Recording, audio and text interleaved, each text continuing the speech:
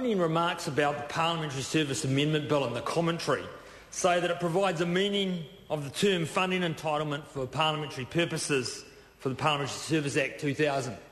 Then goes on to say, very quietly I might add, that following the Controller and Auditor General's 2006 report on his inquiry into advertising expenditure incurred by parliamentary service in the 3 months prior to the 2005 election.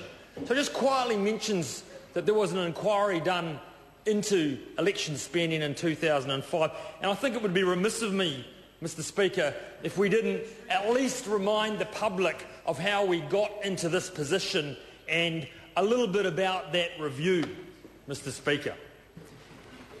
You may in fact recall a piece of marketing literature which was distributed during the 3-month regulated period prior to the 2005 election. That piece of literature had the parliamentary crest attached to it and was therefore paid for by the New Zealand taxpayer. It went something like this, Mr Speaker. My commitments to you. 1. No interest on student loans for New Zealand-based graduates. 2. 7,500 extra cataract operations and 10,000 extra major joint operations in the next year. We did that. 3. Final date for lodging historical treaty claims by 01 September 2008 and commit to finish all settlements by 2020. 4. Increase maximum rates rebate to 500 and increase eligibility thresholds. 5. 1,000 kickstart for everyone joining KiwiSaver. 6. 5,000 extra modern apprenticeships. 7. 250 extra community police on the streets. That, Mr Speaker, was the Labor pledge card, paid for care of the Kiwi taxpayer prior to the 2005 election.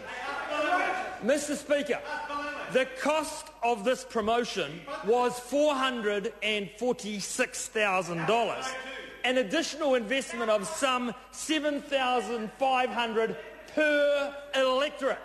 $7,500 per electorate.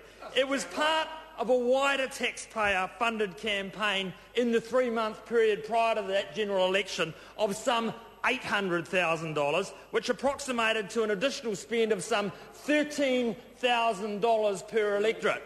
Now, Mr Speaker, I was told time and time again as a new candidate in that election that $20,000 was the spend in the electorates, and this went way beyond that. This was a blatant piece of electioneering designed to solicit votes from Kiwis by promising to do a range of things in the next term of government. Take the 7,500 extra cataract operations in the next term. This was clearly marketing, this was clearly promotion designed to be an advertising to benefit that party in the election campaign of 2005. Mr Speaker, it was pure and simple electioneering. Mr Speaker, it broke the rules. It leveraged taxpayer money to provide an unfair advantage. And it resulted in legislation being passed following the election to retrospectively approve the spend. It was indeed one of the very low points of the last term of government. Mr Speaker, I'm proud that this bill seeks to prevent this type of rort from happening again. This is a good thing. This is a very good thing. I recommend this bill to the House.